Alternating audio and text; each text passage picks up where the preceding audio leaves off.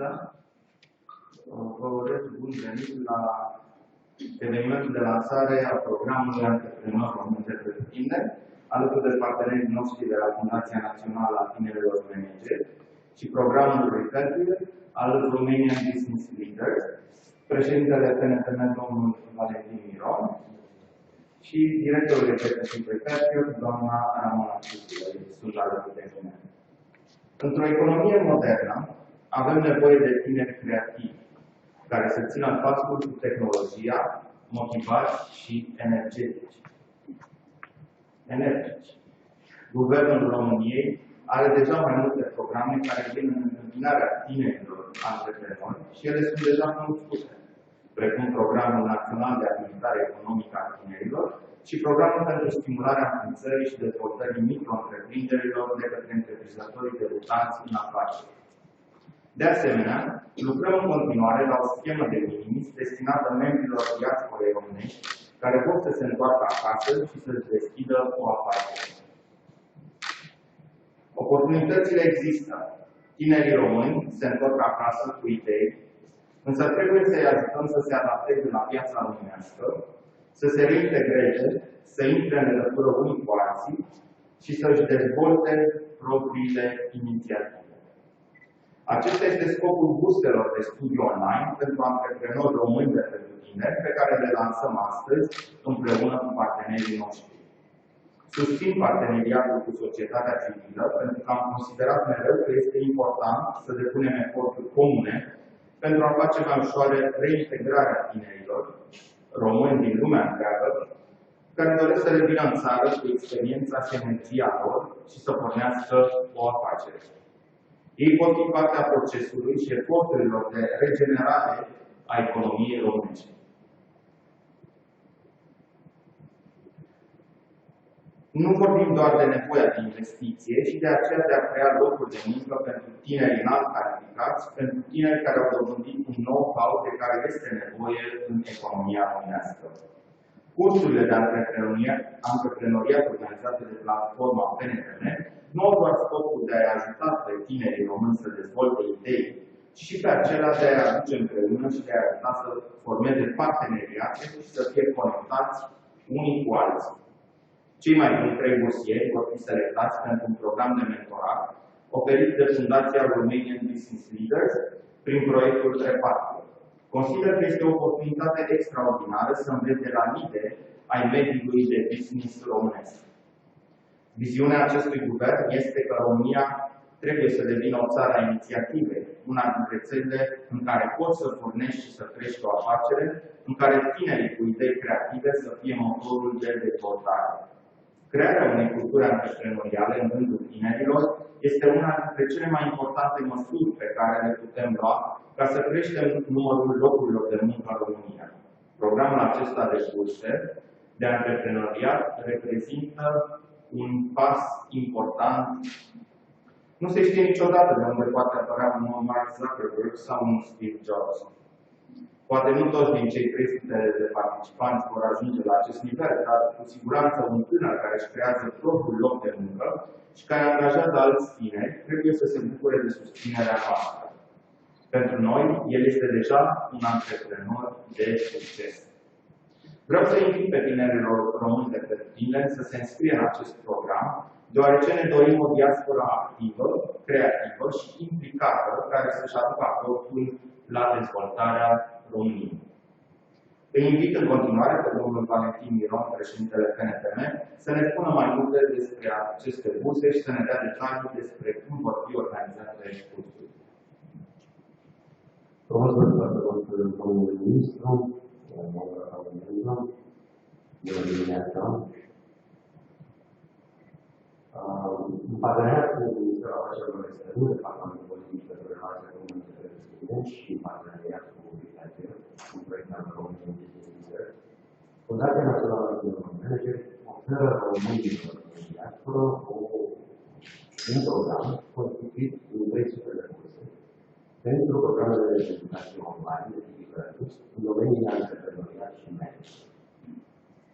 Haideți să spunem câteva cuvinte despre Fundația Tinerilor Manageri, promovarea numărul studiului, Misiunea Fundației Naționale a Tinerilor Manageri este de promovare și dezvoltarea culturii manageriale moderne în România, în spiritul economiei de piață. În cei peste 19 ani de activitate, Fundația Națională a Tinerilor Manageri a realizat numeroase sesiuni de instruire și evenimente de formare continuă, la care au participat peste 15.000 de manageri, antreprenori, studenți, funcționari publici și întreprinzători. În acest moment, în această perioadă, aproximativ 5.000 de persoane din România, Republica Moldova și Bursele au scris pentru a aplica cursurile în cadrul celor 3 programe de liderare dezvoltate în Europa. Acestea sunt antreprenori, manager și întreprinzători. Modulele de curs ale fiecărui program de educație sunt concepute de o echipă de consultanți, oameni de afaceri și profesori universitari recunoscuți în mediile.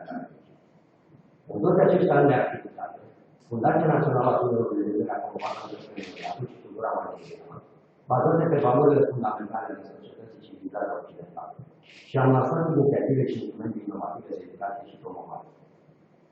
Prin proiectele și inițiativele PNL, participanții au beneficiat de educație, consultanță personalizată în dezvoltarea afacerilor, conferințe motivaționale, schimburi de experiență în străinătate, acces la bune practici, atât pe plan național cât și internațional, acces la literatură de specialitate, instrumente online și offline de promovare a copiilor afaceri. Am promis că voi fi sigur. Aș vrea totuși să înțelegem care este mintea acestui proiect. Este o întrebare legitimă. De ce Fundația Națională a Tinerilor Manageri oferă acest lucru? Pentru că ele nu sunt gratis. Costul de vânzare al acestor programe este variabil. Motivul este simplu. Foarte mulți oameni de calitate au plecat din România pentru a munci și pentru a prospera în alte țări. Majoritatea copleșitoare a acestora sunt oameni muncitori, au demonstrat competențe și expertiză în domeniile lor de activitate și sunt respectați în comunitățile din care fac parte acum. Și vedem, primari români în Germania, șefi de bănci în Spania, ca să nu mai vorbesc de milioanele de meseriași apreciați în diferite domenii. Haideți să ne raportăm doar la acești evenimente, meseriași din diverse vreme. Acești oameni au avut determinare necesară și voința de a pleca din țară la mii de kilometri de depărtare, s-au luptat cu greu, cu diferențele culturale majore din țările în care au ajuns și nu de multe ori cu diferențele lingvistice. Dacă stăm să ne gândim bine, tocmai această tenacitate și perseverență, combinate cu hărnicia, sunt ingredientele de bază și în cazul antreprenoriatului. Acești oameni au exact calitățile de bază și talentul necesar pentru a-și începe o afacere. Unora dintre acești români cu talent, le lipsește doar un set de cunoștințe de management de bază pentru a reuși să deschidă propriile afaceri. Și noi asta vrem să le oferim. Imaginați-vă ce ar putea să facă acești oameni, înarmați cu resursele și cunoștințele necesare pentru a deschide propriile afaceri. Nu mă refer doar la dezvoltarea și prosperitatea lor proprii, sau a comunităților care i-au adoptat astăzi, ci mă refer la prestigiul pe care l-ar putea aduce României și, de ce nu, poate pe viitor, la extinderea acestor afaceri înapoi în România. Contribuția pe care Fundația Națională a Tinerilor Manageri o aduce în cadrul acestui program o reprezintă contrafavoarea acestor cursuri. Sunt totalizând 90 de interese pe care PNPN o pune la discuție acestor români prin programul desfășurat în parteneriat cu Ministerul Afacerilor Externe și reprezintă o investiție minoră în raport cu beneficiile de termen lung care pot fi cufinite în felul și anume. Dezvoltarea antreprenorială duce, evident, demonstrat istoric la dezvoltarea economică. Duce la crearea de noi locuri de muncă. Și sunt ferm convins că majoritatea acelor întreprinzători care își vor deschide afaceri vor prefera să angajeze, chiar și acolo în țările respective, angajați români.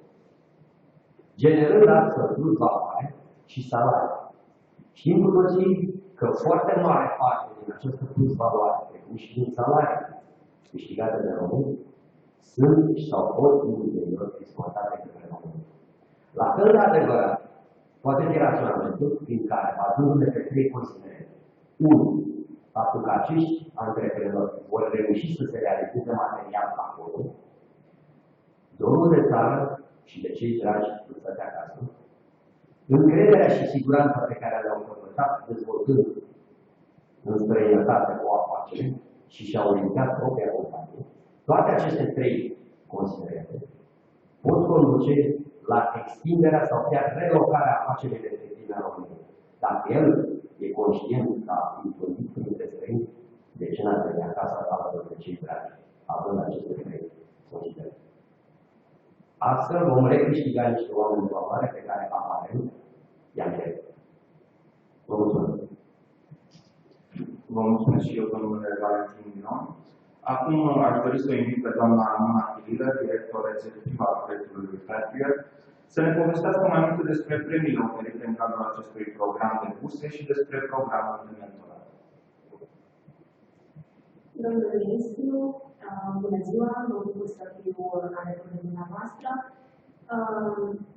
Aș începe prin a spune că Romanian Business Leaders, după cum și dumneavoastră știți, aduce împreună peste 300 de antreprenori și șefi de companii din România, care generează și implementează proiecte pentru a face România o țară mai bună pentru business și, categoric, pentru toți românii în general, acționând în special pe 3 direcții, respectiv educație, cultura antreprenorială și bună guvernare.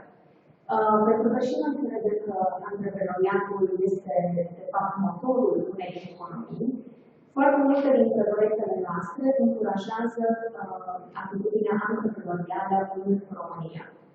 Ne-am alăturat inițiativei Antreprenori de pretutindeni, pentru că valoarea creată de activitatea antreprenorială a românilor din diasporă se va reflecta instantaneu pozitiv asupra economiei și business-ului din România, indiferent dacă românii până la urmă din diaspora aleg să activeze ca și antreprenori în țările de adopție sau să revină și să o facă acasă. Revatilor și Romanian Business Leaders vin în acest proiect cu expertiza deja dovedită de mentorat pentru antreprenori, pentru că, nu știu dacă dumneavoastră știți, dar noi avem un proiect care este deja foarte, foarte apreciat, se numește Mentoria.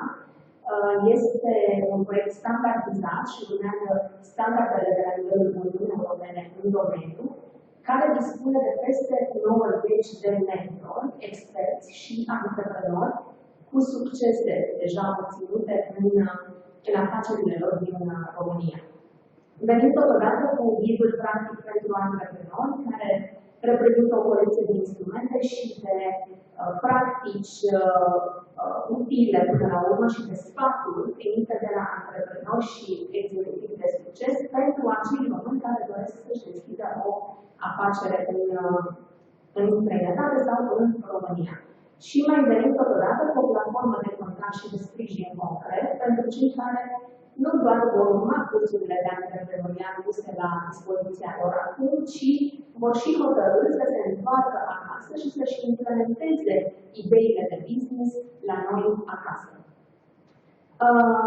Revenind la premiile oferite, după cum spuneam, mentoratul este esențial în evoluția oricărui antreprenor. În consecință, primii 3 candidați ai burselor și primii 3 care vor fi aleși în funcție de rezultatele obținute, de eficiență, de business plan-ul propus.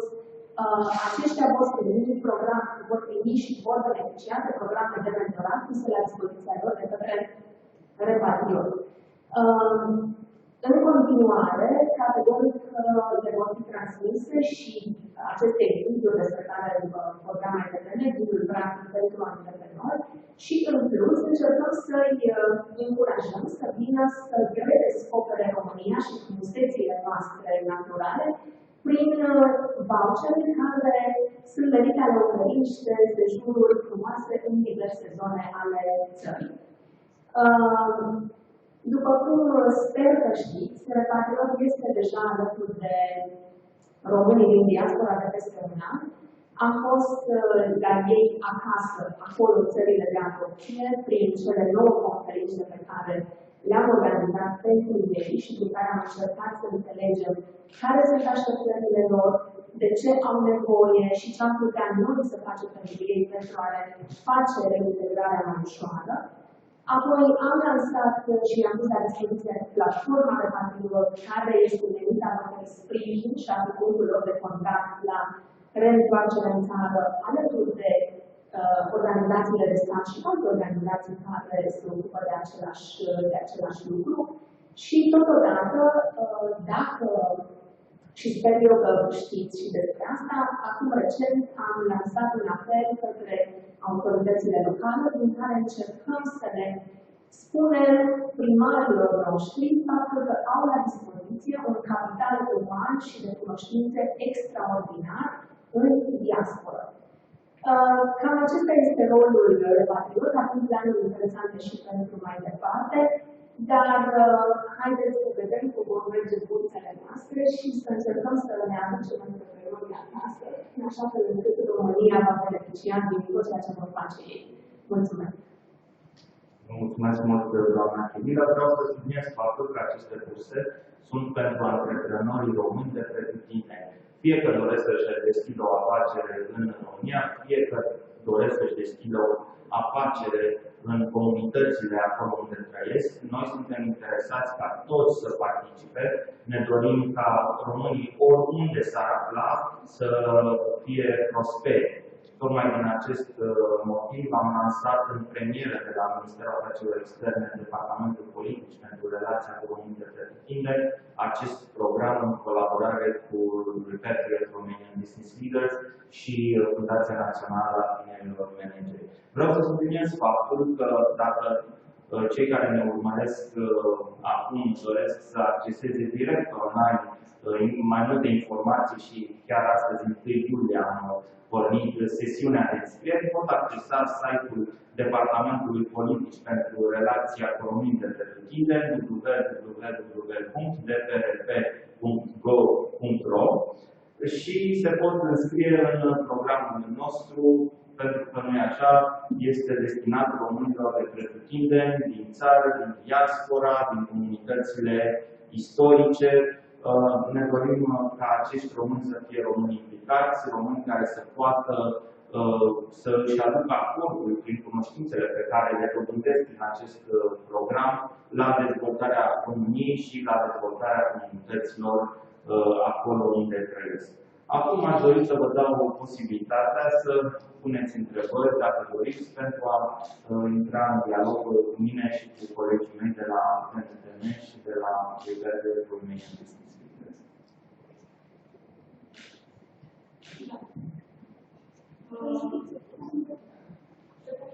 Am avut și destul de puternic, așa cum adresez aici. Ce vârste, de ce limite de vârste se adresează acest program?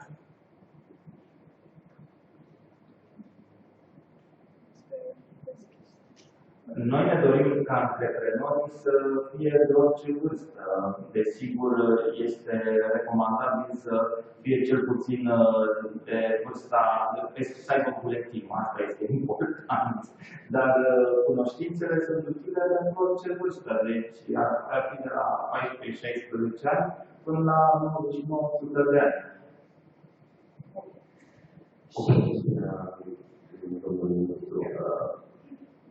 Să spunem că doar modulul de educație financiară, de management financiar, implică utilizarea unui calcul matematic care se învață, cred că, în liceu.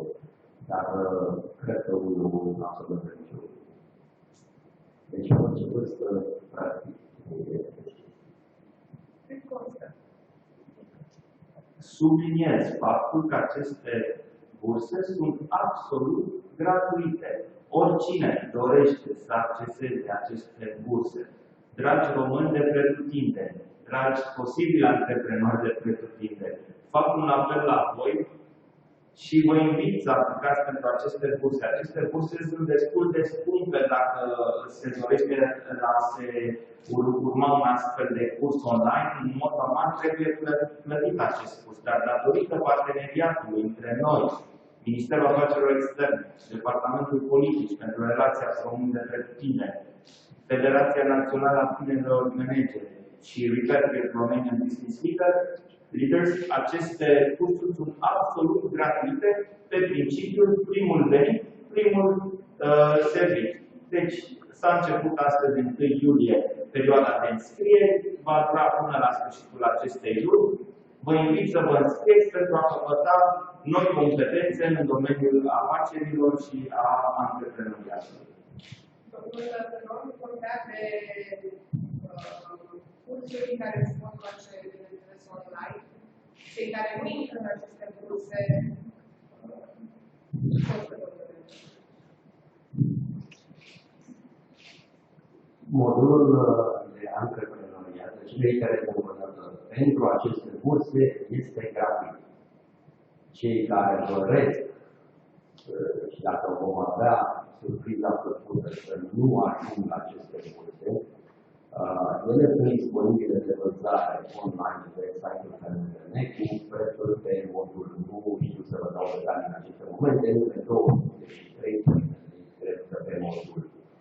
Dar dacă vom avea surpriza plăcută să avem foarte multe înscrieri și să epuizăm bursele, cred că vom putea găsi o soluție împreună cu partenerii să încercăm să suplimentăm aceste burse. Dar deocamdată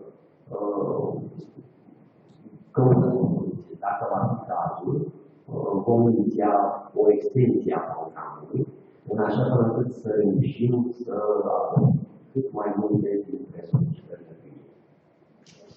Încă o dată, reiterez, sunt gratuite, dragi români de pretutindeni, dragi români care aveți domiciliu sau reședința în străinătate, sau care v-ați născut în comunitățile istorice din jurul României.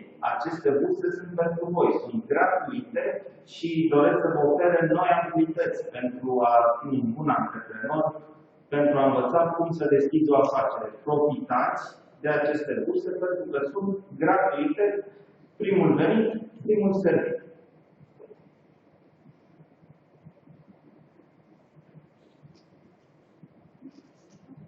Dacă mai sunt întrebări?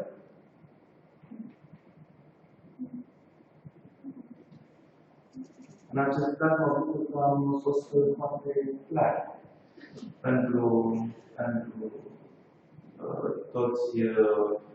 toți cei prezenți. Mă bucur încă o dată că am reușit să deschidem acest proiect pilot al burselor. Acum aș dori să vă invit să facem și ceremonialul de semnare a acordului de parteneriat între Fundația Națională a Tinerilor Manageri, Ministerul Afacerilor Externe și Fundația Romanian Business Leaders și programul pentru.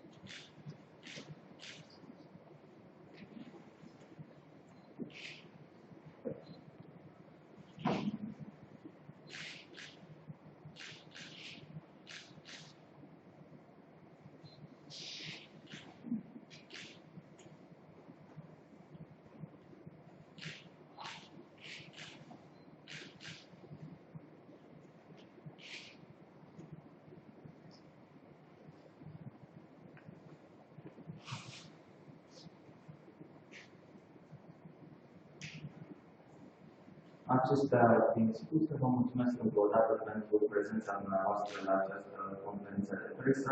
Este un proiect pe care l-am pregătit de mult timp și pe care ne-am dorit foarte mult să-l desfășurăm împreună cu FNTM și Romanian Business Leaders de Partner, pentru că ne dorim cu adevărat ca românii din străinătate, din diaspora, dar și cei din jurul granițelor să capete noi cunoștințe și abilități și să trăiască în niște comunități prospere, iar în același timp să sprijine dezvoltarea României prin dobândirea de noi competențe. Vă mulțumesc și vă doresc o zi bună.